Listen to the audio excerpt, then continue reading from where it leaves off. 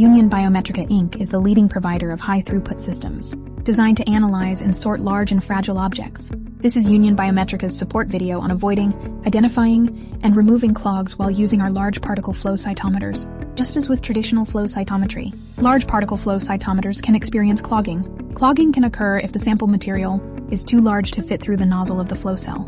It is advisable that you filter your sample to remove material or aggregates that could be too large for the flow cell to accommodate.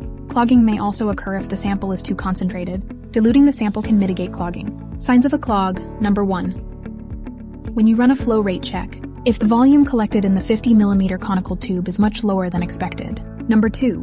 When running the sheath and the sample, using settings that were used previously, if you see that the sample is not moving, or that the sample cup volume is increasing instead of decreasing, this could indicate a clog in the system. The incidence of clogging can be reduced by regular cleaning and maintenance of the instruments. If you encounter signs of a clog, try increasing the sample cup pressure incrementally to see if the clog can be pushed through. If available, use the unclog function, which should backflow sheath into the sample cup to help in clog removal. Remember to return your sample cup pressure to previously established levels once you have verified that the clog is no longer blocking flow.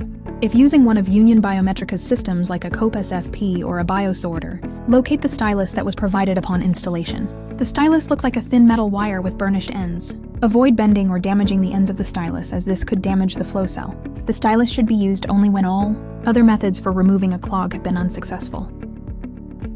To use the stylus, depressurize the sample cup by unscrewing the conical tube. Detach the line from the flow cell. Select waste tray open. Floss the stylus straight down through the flow cell so that it passes all the way through the channel within. Pull the stylus back out of the flow cell. Reattach the line, return waste tray to the closed state, then prime the flow cell and repeat. Flow rate check to confirm that clog has been removed. Thank you for watching our video on clog remediation using the stylus method. Visit us at unionbio.com to learn more.